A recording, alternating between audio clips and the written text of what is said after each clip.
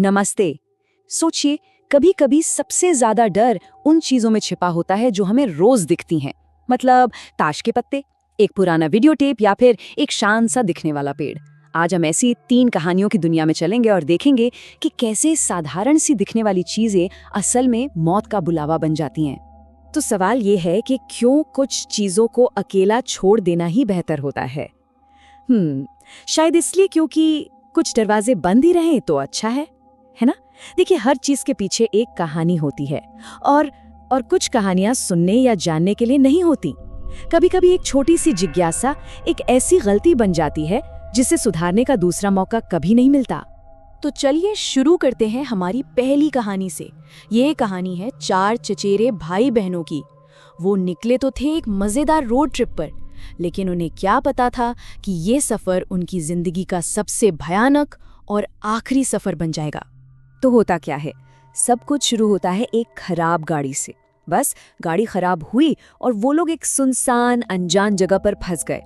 और वहीं उन्हें मिलते हैं ताश के कुछ अजीब से पत्ते जो एक एक कर उनका भविष्य बताने लगते हैं।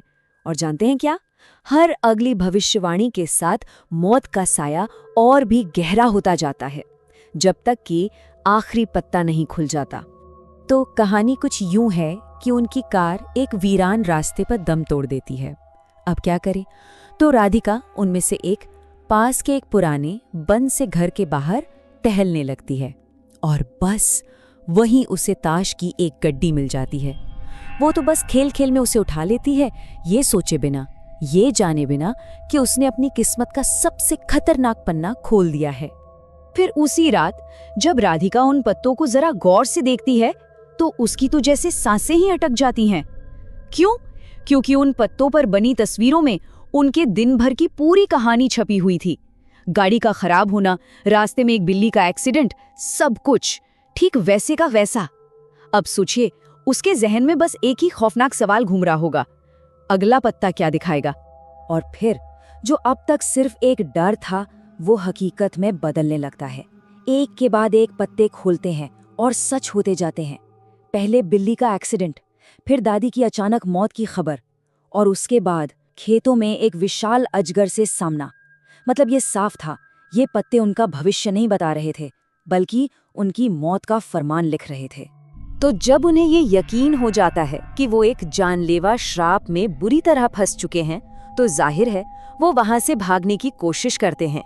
लेकिन अब बहुत देर हो चुकी थी। उनकी कार अपने आप तेज रफ्तार से चलने लगती है। दरवाजे और खिड़कियां खुद ब खुद लॉक हो जाते हैं। वो बेचारे अपनी ही गाड़ी में कैदी बनकर रह जाते हैं। आप सोचिए, वो बेबसी और घबराहट। उसी में राधिका कांपते हुए हाथों से अगला पत्ता खोलती है और उस पर 4 लाशें बनी हुई थी, उनकी अपनी लाशें। बस अपनी चीखों के बीच उन्हें समझ आ जाता है कि उनका अंत आ चुका है, और अगले ही पल उनकी बेकाबू कार सामने से आ रहे एक ट्रक में समा जाती है। खेल खत्म। तो ये थी पहली कहानी। अब चलते हैं हमारी दूसरी कहानी की तरफ। ये कहानी है साइरस की। साइरस जो बरसों बाद अपने दादा दादी के पुराने वीरान घर में रहने आता है, और बस वहीं सफाई करते हुए उसके हाथ एक पुराना वीडियो टेप लगता है। एक ऐसा टेप जिसे शायद हमेशा के लिए मिटा दिया जाना चाहिए था। तो साइरस, जाहिर है, वो उस टेप को चला देता है, और जैसे ही वो प्ले बटन दबाता है, पूरे कमरे में एक औरत की नसें फाड़ देने वाली चीखें गूंजने लगती हैं। ये आवाज थी लीना की, एक ऐसी औरत जो कहते हैं काले जादू की साधना करती थी, और जिसकी अतृप्त आत्मा अब उसी टेप में कैद थी। और लीना की आत्मा सिर्फ चीखती नहीं है, वो एक चेतावनी भी देती है। चेतावनी ये कि जो भी इस टेप को देखेगा वो ठीक 11 दिनों के अंदर मारा जाएगा। यानी साइरस के पास अब जिंदा रहने के लिए सिर्फ 11 दिन थे, और काउंटडाउन शुरू हो चुका था। अब इतना डरा हुआ साइरस क्या करता? वो भागकर पास के चर्च के पादरी फादर डिकोस्टा से मदद मांगता है। फादर उसे तसल्ली देते हैं, कहते हैं कि वो उस आत्मा को एक शीशे में कैद कर देंगे। साइरस को एक उम्मीद की किरण नजर आती है। उसे लगता है कि अब वो बच जाएगा, लेकिन वो बेचारा ये नहीं जानता था कि उसने मदद के लिए शैतान से ही हाथ मिला लिया है। और फिर आत्मा को बुलाने की रस्म के ठीक बीच में फादर डिकोस्टा अपना असली घिनौना चेहरा दिखाते हैं। पता चलता है कि वो तो सालों से उस प्रॉपर्टी पर कब्जा करना चाहते थे और उन्होंने ही लालच में आकर साइरस के दादा दादी को भी लीना की आत्मा के जरिए मरवाया था। और अब उनकी बुरी नजर साइरस पर थी। तो जब साइरस को अपनी मौत बिल्कुल सामने खड़ी नजर आती है, वो एक आखिरी बिल्कुल हताश कोशिश करता है। वो किसी तरह उस मनहूस टेप को दोबारा चला देता है और इस बार लीना की आत्मा की पूरी ताकत और गुस्सा धोखेबाज फादर डिकोस्टा पर कहर बनकर टूट पड़ता है। सोचिए, साइरस ने अपने ही श्राप को अपना हथियार बना लिया। चलिए अब बात करते हैं हमारी आखिरी कहानी की। ये कहानी है नील और सिया की। एक नया नवेला शादीशुदा जोड़ा जो एक बहुत ही खूबसूरत बंगले में अपनी नई जिंदगी शुरू करने आता है। और वो घर हर तरह से परफेक्ट था, बस सिवाय एक चीज के। आंगन में खड़ा एक विशाल पीपल का पेड़, एक ऐसा पेड़ जो दिन में तो शांत रहता था पर रात में जिंदा लगता था।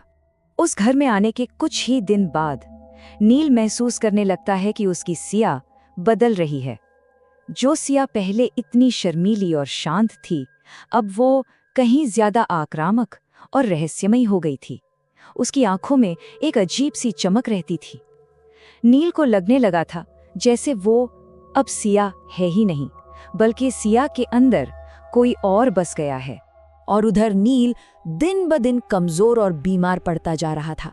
ऐसा लगता था जैसे कोई उसकी जिंदगी की सारी ऊर्जा चूस रहा हो। जब नील का दोस्त आकाश मदद के लिए आता है तो बदली हुई सिया की शिकारी नजरें उस पर टिक जाती हैं और वो एक ठंडी सी आवाज में कहती है, नील अब मेरे किसी काम के नहीं रहे, लेकिन आकाश तुम तो ताजगी से भरे हो। रोंगटे खड़े कर देने वाला पल था वो। और फिर कहानी का सबसे खौफनाक सच आखिर में सामने आता है। इस सब के पीछे उस घर का मकान मालिक है। जी हाँ, दरअसल उस पीपल के पेड़ में उसकी मरी हुई पत्नी कामिनी की प्यासी आत्मा रहती है और वो अपनी अतृप्त पत्नी की भूख मिटाने के लिए उस घर में नए नए शिकार लाता रहता है। और नील और सिया बस उसके नए शिकार थे। तो ये थी 3 कहानियां, 3 अलग अलग अंजाम। लेकिन एक सवाल उठता है, क्या इन तीनों के खौफ के पीछे कोई एक जैसी वजह है? चलिए थोड़ा रुककर इनके अंजाम के इस साझे सूत्र को समझने की कोशिश करते हैं। अगर हम देखें तो ऊपर ऊपर से डर की वजह एक साधारण चीज लगती है, कहीं ताश है, कहीं टेप, तो कहीं पेड़। लेकिन असली शैतान कहीं और छिपा है। जैसे पहली कहानी में डर की वजह एक अनजान शैतानी ताकत है, लेकिन दूसरी और तीसरी कहानी में जो खौफ है वो इंसानी भावनाओं से जन्म लेता है। एक तरफ फादर का लालच और दूसरी तरफ मकान मालिक का वो विकृत अजीब सा प्रेम। असल में यही भावनाएं हैं जो उन अलौकिक शक्तियों को और भी ज्यादा खतरनाक बना देती हैं। ये कहानियां हमें ये सोचने पे मजबूर करती हैं कि असली राक्षस शायद हमारे अंदर ही छुपा हो सकता है। तो इन सब कहानियों का सार क्या है? यही कि कभी कभी एक बिल्कुल साधारण दिखने वाली चीज को छेड़ने का अंजाम बहुत ही असाधारण और भयानक हो सकता है। हमारी छोटी सी जिज्ञासा या हमारा लालच हमें उन रास्तों पर ले जा सकता है जहां से वापसी मुमकिन नहीं होती। तो सवाल फिर से वही है, क्या वाकई कुछ दरवाजे हमेशा के लिए बंद ही रहने चाहिए?